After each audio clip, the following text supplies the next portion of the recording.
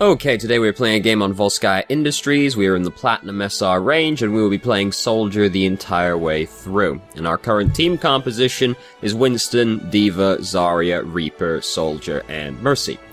So we have 3 tanks, 1 healer. Fine. Not the end of the world. It's Mercy, so that's the best healer you can have if you're only going to have one of them. You know, you can make the argument that Ana would also be acceptable, but let's be real. Do we want a team that doesn't have Mercy on it right now? No. So let's start the game. So we are attacking first. Decently long game today. So we managed to pick off the Symmetra immediately. This first point doesn't put up a huge amount of resistance because they have a super stationary static defense team. We picked off their Symmetra, so that's obviously a great start. They lost someone for free. Then we pick off their Mercy. And then we just kind of run around the Orisa and the Torbjorn, and then suddenly they have to come over to us to try and fight us, but they'd rather not have to suddenly pick up and move their position, and it all falls apart for them pretty quickly. And, the moral of that story is, first off, don't lose somebody just, like, for a stupid reason that they're standing on the truck. And the other moral is try not to have a team that's basically exclusively static defenders, like Orisa, Torbjorn, Symmetra, because then, a bit of a problem if we have to move suddenly.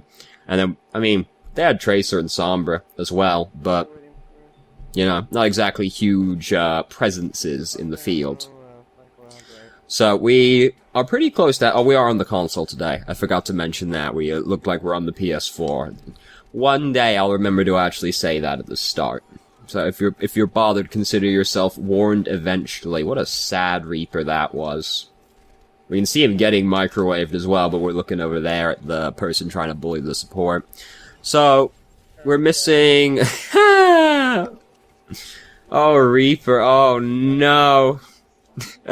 He's upset about that one. So, we don't really get to do very much now because we lost, our tank, one of our tanks. We have many of them. We lost our tank as we came up there, and then we lost Reaper as well. So, no pushing is going to happen now. We use our, biotic field to heal ourselves up here. We just picked up the health kit inside and save the cooldown, because don't forget, biotic field's cooldown is 15 seconds, which is fucking long. You kind of want to actually be fighting, so we get to pick off their Mercy. Problem is, half our team is still dead right now. So, like, the play we're making right now is not destined for great things because our team isn't here. You know, we're here, Diva's here now, but, like, these guys are only just arriving right as we've all died. So, yeah, okay, we picked off their Mercy and then we went in to make big plays, but half our team wasn't there. So it was not gonna work out very well. If you're going to try and make big plays, make sure your team is actually there to benefit from the big plays. So we have Tac Visor now. Sombra used their Emp in a not fantastic position, and only Reaper ends up dying as a result. Sombra died, and she's been rezzed now as well. If I was the Mercy, I don't think I would have rezzed the Sombra, because I don't think that a Sombra who has just used her Emp is honestly worth it, considering the position that they're about to be in. Because... now that they don't have their Emp and we have like a lot of ultimates, it's gonna probably not be a great time for them. So we use Tac Visor, and then we hesitate to go forward.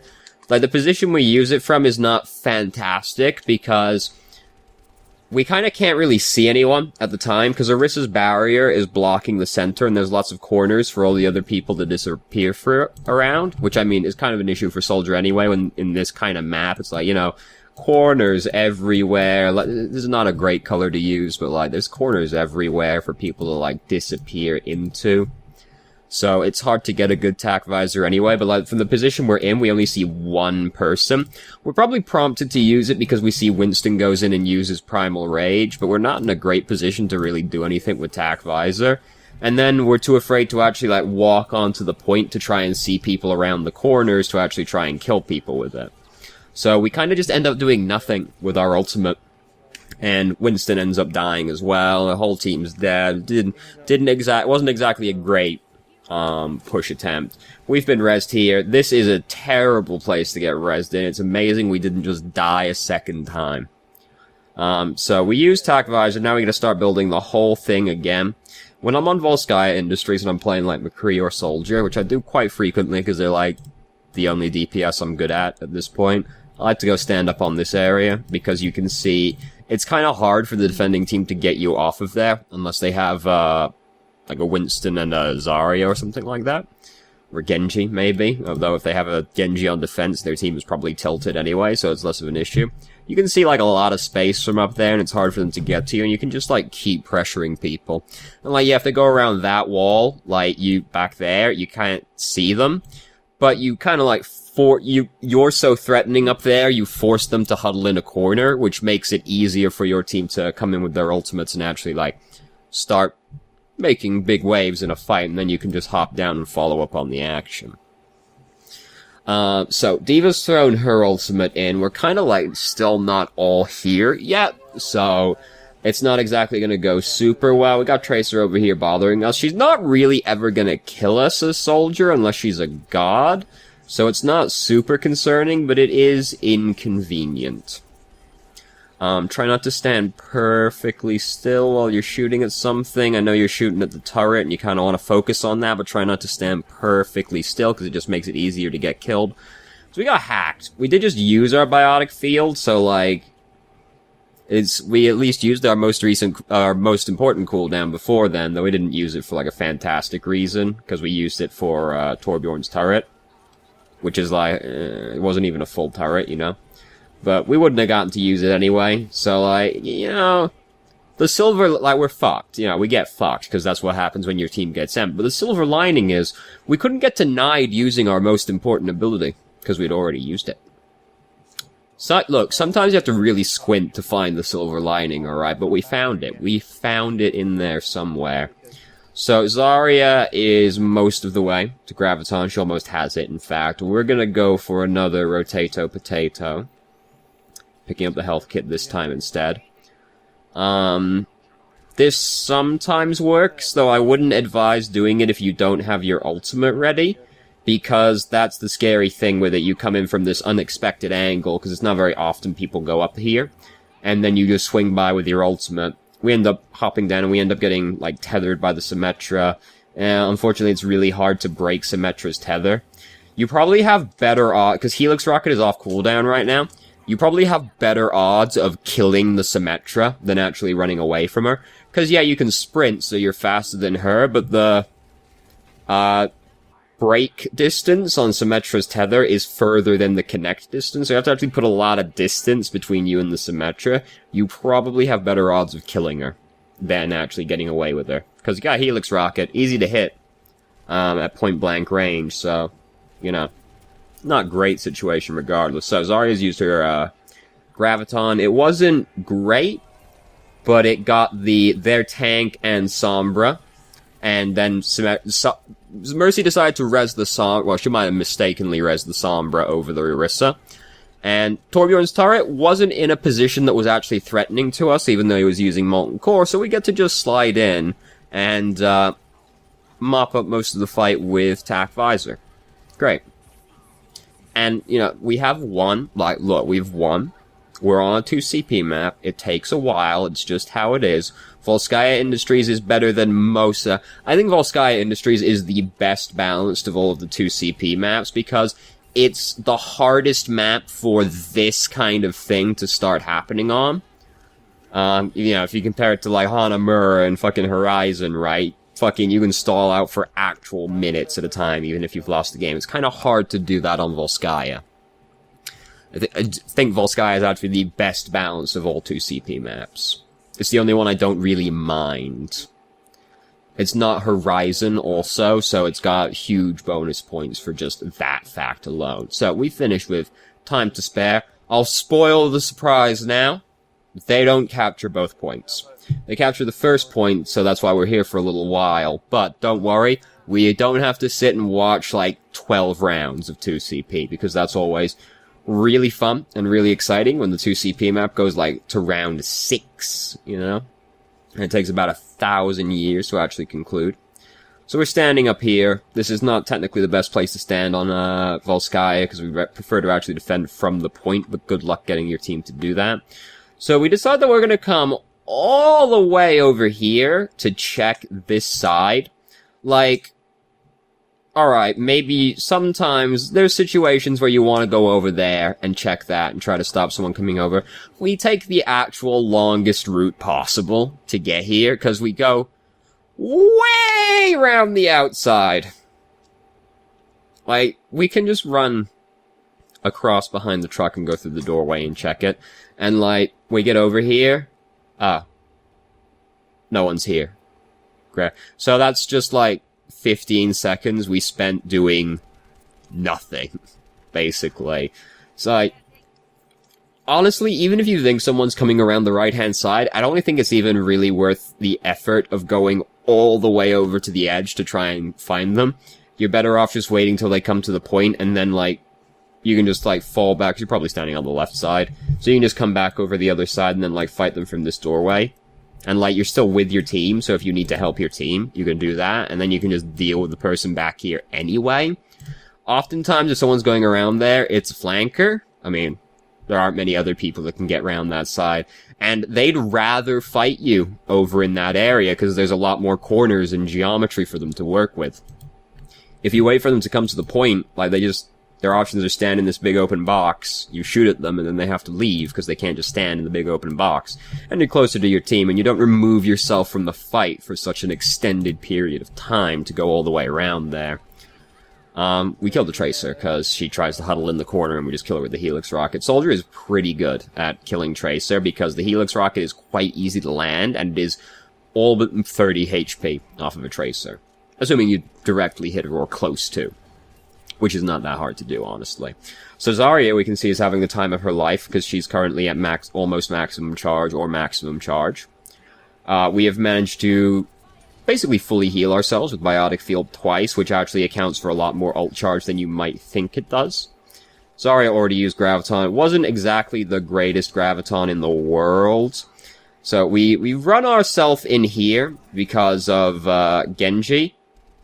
There's a much simpler solution to this issue, and it's pick up the armor kit that's right in front of us, because if we pick that up, suddenly it's really hard for Genji to kill us, and we're near our team. We come over here and we pick this up, but now we're in this confined location where we have to run through Genji to get anywhere, and Genji would rather fight us in a confined location because it makes it easier for him to right-click us.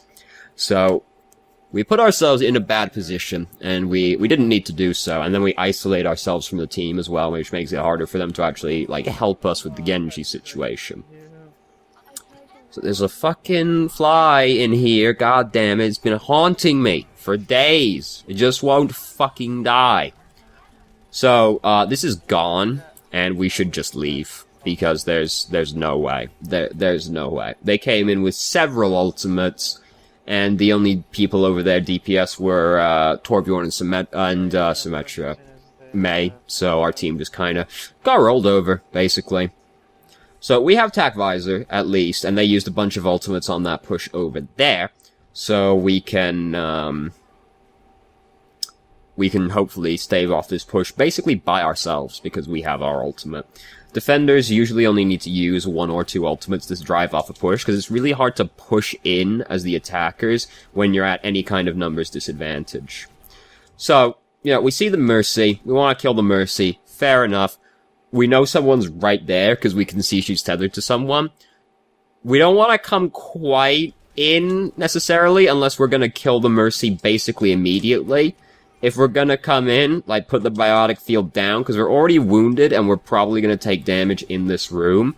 But honestly, like, just kind of, like, peek the corner and try to wait the 2 seconds for your Helix Rockets to come on, then you can just jump in, kill the Mercy really quickly, and get out of the confined space again, because we still don't want to be hanging out in confined spaces, because, like, it just makes it easier for basically their entire team to deal with us if we're fighting them in a confined location. Soldier also just doesn't like to be in confined locations. So we used to use Tac Visor right now because the fight's happening on the point. We end up only really killing Pharah. Like, we also kill Roadhog with it, but probably don't need to use Tac Visor to hit a Roadhog, so we only really use it to kill the one person, and we probably could have killed her without it, but also the fight was, like, sketchy enough that I think it was a justified use of it anyway. Because you don't want to be the guy who thinks, oh, I can get away with not ulting here, and then it turns out that the fight was, you actually did need to ult. There's two minds to it. It's like, well, you know, you probably could have done it, but then there's also the one that's like, well, if you use it though, you definitely do hold it, so.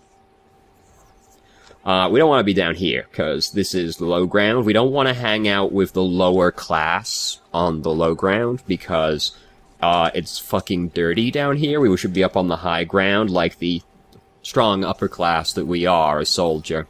Don't just stand directly in front of the Roadhog. Like, you're not gonna, like, you get some free ult charge off of him, but you're not gonna kill him because of the Transcendence.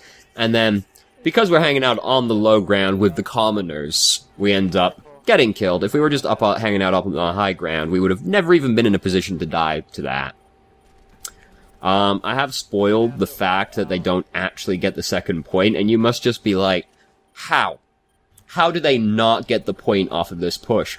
And the answer is because they're just kind of bad, honestly. Like, as it often comes down to in Overwatch. So now we do use Tag Visor. We built it up quickly because they have a Roadhog, and this fight you definitely want to use Tag Visor on.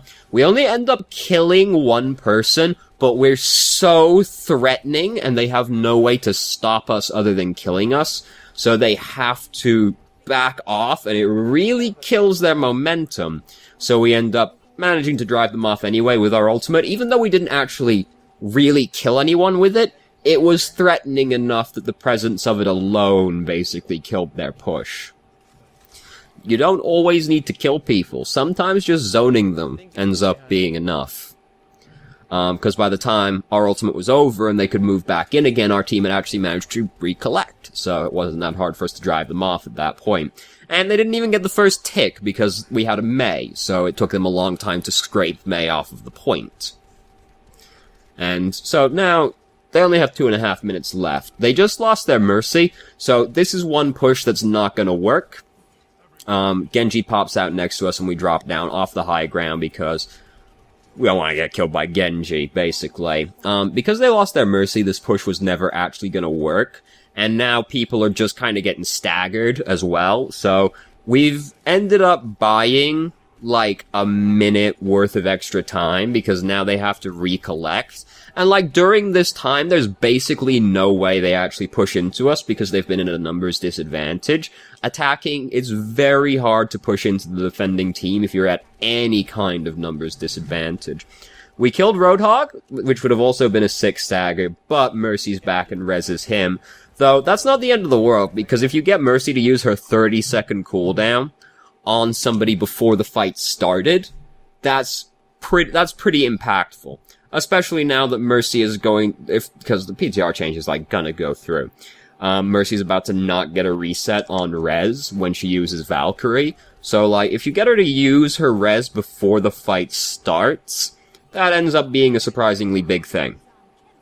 And now, like, the rest of them are getting staggered. Recording had a little bit of a hitch, but only a couple seconds. So, like, we've bought, like, if you think back, like, 2.5 minutes ago, they were, like, almost in position to start pushing again.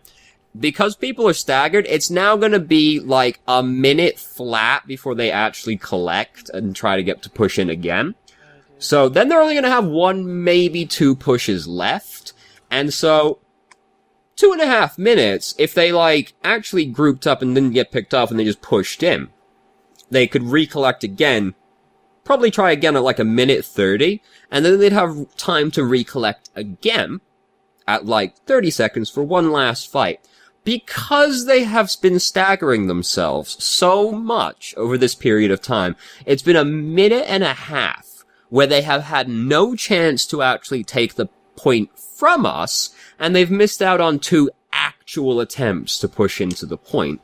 And now they only really have 1, maybe 2 left.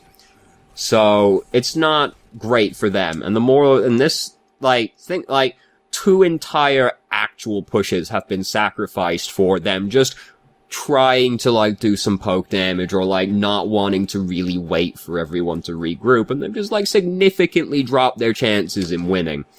So, we shouldn't do this. I don't recommend doing this, because their team they have no way to block Tac Visor when they're pushing in, because they don't actually have, like, a shield. They have Zarya and Roadhog.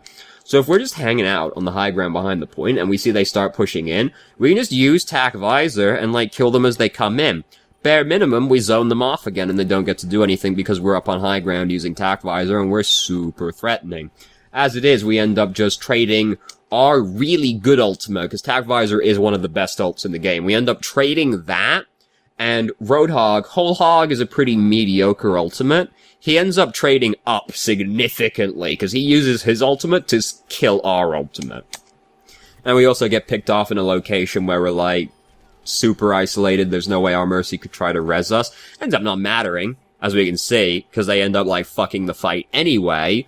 But we were not really allowed to do that, and we put our team in, like, a worse position, but it ended up working out anyway. So, and now, of course, they only have one real chance left. Genji's come in way early and tried to use Dragon Blade 1v6, and he was their last chance. Their soldier used Tac Visor, and it didn't do anything. That Dragon Blade was the only hope they had, and Genji just wasted on a push that was never going to work. So, the moral of this story is, staggering is really fucking bad, don't do it.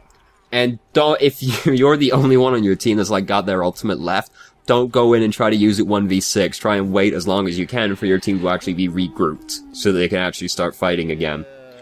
So, honestly, like, you know, we make some mistakes in this. This is a pretty good soldier game, overall. Oh, shit, Sombra. Don't expect that one. This is a pretty good soldier game, honestly. Probably better than your average plat game, plat soldier game. Like, not a few mistakes, you know, like the ult right at the end was, like, really not good, but generally, like, pretty good soldier game. And we didn't really have to try that hard though. Enemy team made it really easy for us, like 2.5 minutes, and they just sacrifice 1.5 minutes a time. They, like, throw 2 entire pushes in the drain, and then Genji decides that he wants to throw the last fight they're gonna get down the drain as well. And it's important to use the company resources well, because otherwise, well, it was never gonna work, and you throw your one chance away on the thing that was never gonna work. Even if you got like a 1% chance, you just reduce it down to a 0% chance. It's very sad. It's a sad story. It's a very common sad story in Overwatch. And a lot of, like, games like any MOBA, like League of Legends, anything like that, you can do the exact same thing, but, like, Overwatch is a much more condensed version of it. So, nothing, like, glaringly huge in this game. I would say that our, Tac Visor wasn't fantastic. None of them were that fantastic in this game, but it's kind of a hard ultimate to use on Volskaya in general, because unless, like, you're defending the first point, because then you can be up on the high ground and just shoot them as, like, out on the point. But, apart from that, Volskaya Industries is a very hard map to use Tac Visor on very well, because there's a lot of geometry for people to disappear in as well.